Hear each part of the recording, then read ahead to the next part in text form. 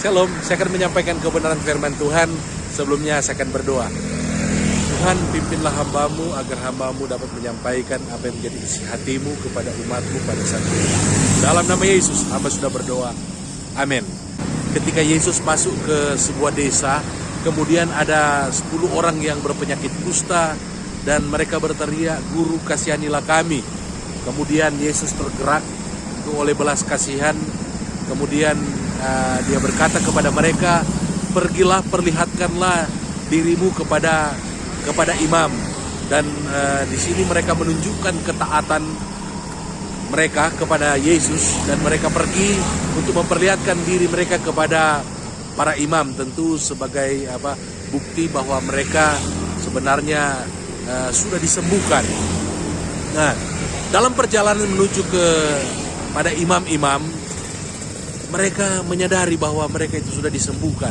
Semuanya menyadari. Tetapi yang ke-9 orang itu mereka berjalan terus, tidak diberitahukan mereka kemana. Yang pasti yang 1 orang, ketika dia menyadari bahwa dia sudah disembuhkan, dia ditahirkan, dia kembali kepada Yesus. Kemudian dia tersungkur di bawah kaki Yesus. Kemudian dia menyembah Tuhan, dia memuliakan Tuhan, dia mengucap syukur kepada Tuhan, berterima kasih atas kebaikan Tuhan dalam kehidupannya. Kemudian Yesus berkata, "Bukankah tadi 10 orang? Di manakah yang ke-9 orang yang sudah dia tahirkan juga?" Kemudian tidak adakah yang kembali kepada dia dan tentunya untuk mengucap syukur, untuk menyembah dia selain daripada orang asing ini? Dan tentunya tidak ada yang kembali kepada Yesus selain orang asing ini. Dan akhirnya Yesus berkata, "Pergilah, imanmu telah menyelamatkan engkau." Artinya, orang ini mengetahui apa yang menjadi isi hati Tuhan. Orang ini menyadari bahwa Tuhan sangat senang dengan pribadi-pribadi yang tahu berterima kasih, tahu mengucap syukur di dalam kehidupan mereka. Mungkin dia diajarkan oleh orang tuanya untuk mengucap syukur kalau ada yang berbuat baik kepadamu. Mungkin dia diajarkan juga oleh Taurat bahwa harus mempersembahkan korban kepada Tuhan sebagai bentuk ucapan syukur. Kalau kita sudah ditolong oleh Tuhan, kita sudah diberkati oleh Tuhan. Dan dia kembali, dia tersungkur, dia memuliakan Tuhan. Dan akhirnya dia bukan hanya mengalami mujizat, penyakit kustanya disembuhkan, tetapi juga jiwanya diselamatkan. Artinya dia diselamatkan di dunia ini, dia ditahirkan, dia mengalami mujizat. Dan yang kedua, dia beroleh kehidupan yang kekal. Sementara ke-9 orang tadi itu, mereka memang ditahirkan dan mereka bisa mengalami juga penyakit kusta yang sama. Tetapi mereka juga bukan hanya akan mengalami itu, mereka juga terhilang. Dalam pengertian mereka juga belum dipastikan akan masuk ke sorga. Tetapi orang ini yang tahu mengucap syukur, dia pasti disembuhkan. Dan dia pasti juga diselamatkan oleh Tuhan. Karena terjadi sesuai dengan imannya. Dia percaya kepada Yesus, maka dia diselamatkan juga oleh Tuhan. Dan inilah juga yang Tuhan kehendaki dalam kehidupan saya dan saudara sebagai orang-orang yang percaya. Tuhan Yesus sudah menyelamatkan kita. Tuhan Yesus sudah memberkati kita. Banyak mujizat sudah terjadi dalam kehidupan kita. Sekarang tinggal bagaimana kita mau memilih. Apakah kita mau menyadari akan hal ini? Apakah kita mau mengingat akan kebaikan Tuhan? Seperti yang disampaikan oleh pemazmur. Dia berkata, "Janganlah melupakan kebaikan Tuhan." Kebaikan Tuhan yang menebus kita dari dosa-dosa kita. Kematian Tuhan juga sudah menyelamatkan kita. Jangan kita lupakan keselamatan yang Tuhan berikan kepada kita. Untuk itu mari kita juga seperti pemazmur, jangan melupakan kebaikan Tuhan. Ingatlah kebaikan Tuhan. Dia sudah menyelamatkan saudara. Dia sudah memberkati kehidupan saudara. Untuk itu mari hari-hari ini kita isi hari-hari ini dengan mengucap syukur kepada Tuhan. Seperti yang Rasul Paulus ingatkan kepada jemaat-jemaat yang ada di Tesalonika. Mereka harus mengucap syukur dalam segala hal, karena itu yang Allah kehendaki di dalam Tuhan Yesus Kristus. Dalam 1 Tesalonika pasal yang kelima ayat yang ke-17. Demikian juga Rasul Paulus ingatkan kepada jemaat-jemaat yang ada di Kolose.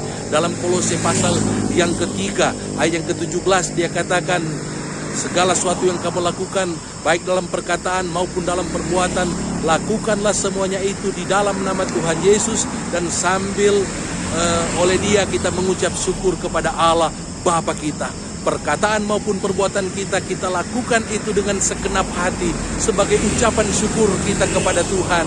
Daripada kita mengeluh pada hari-hari ini, daripada kita bersungut-sungut pada hari-hari ini, mari kita rubah sungut-sungut itu, mari kita rubah kesedihan itu dengan bersyukur. Bersyukur itu bisa dengan kita memuji Tuhan. Bersyukur itu bisa dengan kita menyembah Tuhan. Bersyukur itu bisa juga dengan kita menolong sesama kita. Kita juga bisa mendoakan orang yang sakit, bisa via telepon, via media sosial. Dan kalau saudara mendapatkan kesempatan, pergi kunjungi, berdoa untuk orang yang sedang sakit.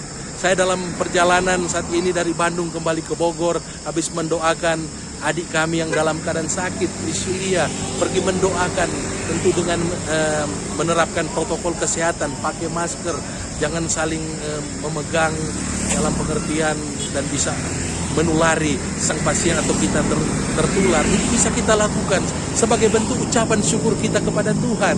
Kita juga bisa mempersembahkan juga harta kita ke rumah Tuhan, itu sebagai bentuk ucapan syukur kita kepada Tuhan. Kemudian pagi hari juga saya ketika berada di tempat saya menginap di salah sebuah penginapan di Bandung, saya bersaksi kepada waiternya.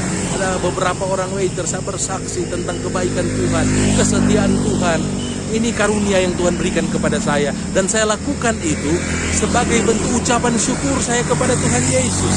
Saya mau berterima kasih kepada Tuhan karena Dia sangat baik dalam kehidupan saudara, dan tentu saudara memiliki karunia dan talenta yang berbeda dengan saya. Tetapi yang satu yang kita perlu pegang dalam kehidupan ini, kekuatan di dalam hidup ini adalah ketika kita anak-anak Tuhan mengucap syukur. Mengucap syukur dalam segala hal. Mengucap syukur buat janji-janji Tuhan. Tuhan sudah berfirman, kita mengucap syukur kepada Tuhan. Dan Tuhan sangat senang memberkati orang-orang yang tahu berterima kasih. Sekalipun Dia hanya baru memberikan janji, tetapi kalau kita sudah berterima kasih dan bersyukur, maka akan jadi sesuai dengan imanmu. Dan seperti perkataannya kepada orang kusta ini, itu akan menjadi perkataan Tuhan juga kepada saudara yang mengucap syukur pada hari ini. Tuhan akan berkata, jadilah kepadamu seperti yang kau imani. Puji nama Tuhan, kiranya Tuhan memberkati saudara melalui kebenaran firman Tuhan ini. Mari kita berdoa.